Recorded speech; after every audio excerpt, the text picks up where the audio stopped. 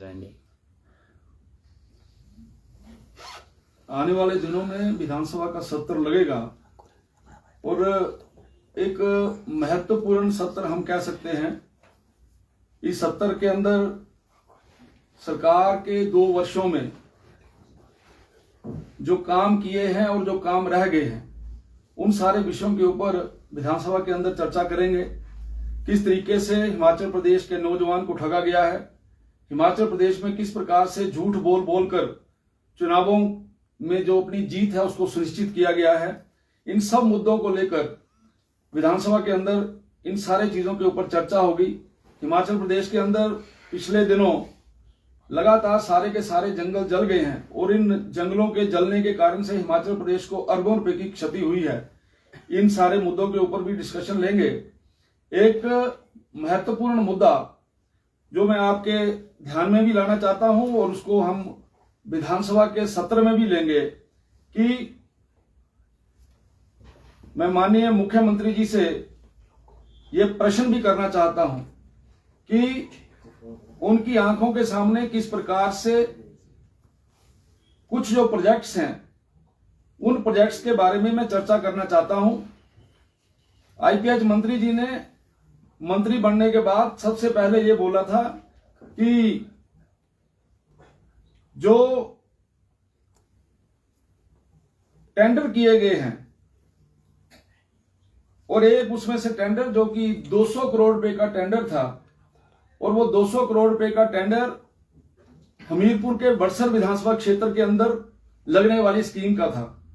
आपके ध्यान में रहे कि जिस समय वो डीपीआर बनाई गई थी तो उस डीपीआर में जो सोर्स है वो ब्यास सोर्स दिखाया गया था, जबकि बड़सर में ब्यास का जो सोर्स है वो ज्यादा दूर है और सतलुज का जो सोर्स है वो क्लोज है।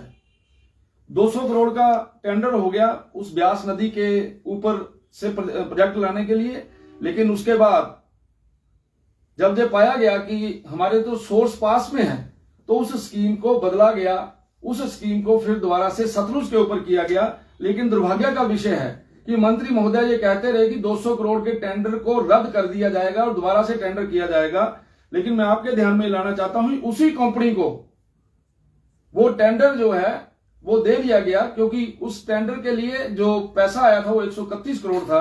131 करोड़ की नई डीपीआर बना के उसी जो ठेकेदार है उसको वो टेंडर दे दिया गया। मैं पूछना चाहता हूं जो ईएनसी प्रोजेक्ट है ये टेंडर किस प्रकार से हुआ, और आपके ध्यान में रहे कि ये जो टेंडर हुआ है इस टेंडर की जो कमेटी है उस कमेटी के एक चीफ इंजीनियर ने 2 पेज का कागज लिख के भेजा सरकार को कि इस प्रकार से नहीं हो सकता। जब सोर्स बदल गया, जब मशीनरी बदल गई, जब राइजिंग मेन बदल गया तो टेंडर क्यों नहीं बदला, टेंडर दोबारा से क्यों नहीं हुआ। बहुत बड़ा जानकारी का विषय है। मैं तो चाहूंगा सरकार इसको अपने इस विषय को अपने तरीके से विजिलेंस के पास दे, नहीं तो हमें इस विषय को जो है वो ईडी के पास, सीबीआई के पास देना पड़ेगा। बहुत बड़ा घोटाला जो है ये सामने नजर आ रहा है। इसके अलावा एक 5 टाउन्स के लिए आपकी सैनिटेशन फैसिलिटी के लिए जो है वो टेंडर किए गए, और जब भी कभी टेंडर होता है तो टेक्निकली शब्द हैं, यानी उसमें टेक्निकल बिड और फाइनेंशियल बिड दोनों जो है वो टेंडर लगने से पहले ठेकेदार जमा कराता है। और ये सैनिटेशन के जो 5 टाउन्स का जो बना है उसमें जो ठेकेदार जो जिन्होंने पार्टिसिपेट किया है उनसे केवल और केवल टेक्निकल बिड मांगी गई, और जब वो टेक्निकल बिड मांगी गई तो उन 5 में से 2 की टेक्निकल बिड रिजेक्ट हो गई। टेक्निकल बिड 3 की बची, उन तीनों को मौका दिया गया कि अब आप फाइनेंशियल बिड डालो। मिलके तीनों ने वहां पे बंदरबांट करके अलग अलग से प्रोजेक्ट ले लिए। इन प्रोजेक्टों के बारे में भी पूर्ण रूप से इसकी इंक्वायरी होनी अति आवश्यक है।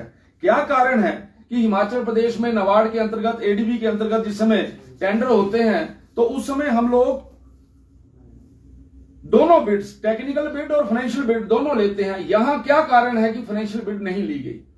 तो मुझे ऐसा लगता है ये बहुत बड़ा घपला है। इस घपले के ऊपर पूरी जानकारी माननीय मुख्यमंत्री जी को रखनी चाहिए, और उसके साथ साथ अभी फाइनेंशियल असिस्टेंस का जो विषय जो गवर्नमेंट ऑफ इंडिया से 200 करोड़ रुपए की स्पेशल जो असिस्टेंस वो हिमाचल प्रदेश को आई है, आपको ये बताते हुए मुझे हैरानगी हो रही है कि वो 200 करोड़ रुपया जो पूरे हिमाचल प्रदेश के लिए आया था, वो पूरे का पूरा 200 करोड़ रुपया केवल नदौन विधानसभा क्षेत्र के अंदर जो है वो पानी की स्कीमों के सुधार के लिए लग रहा है। 60 करोड़ के 3 टेंडर हुए हैं और 20 करोड़ का चौथा टेंडर हुआ है।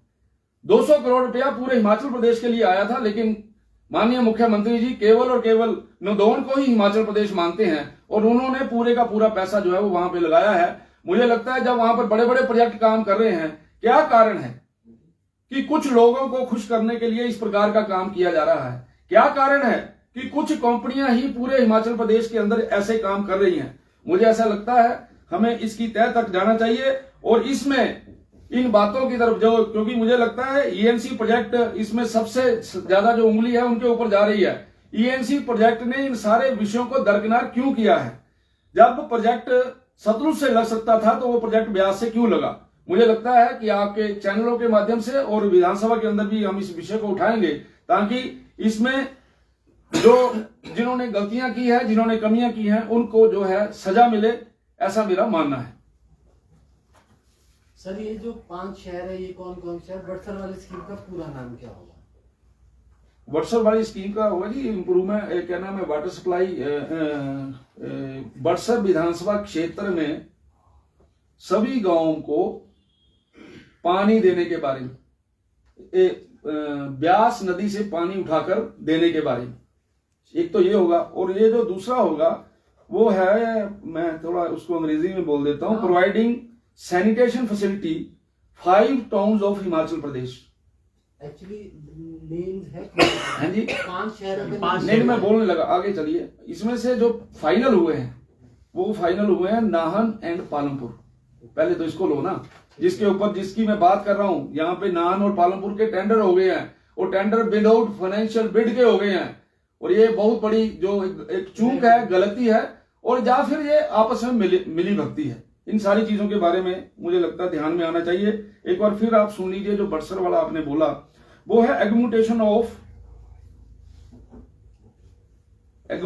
Of the sources of various lift water supply schemes from river Beas in Badsar area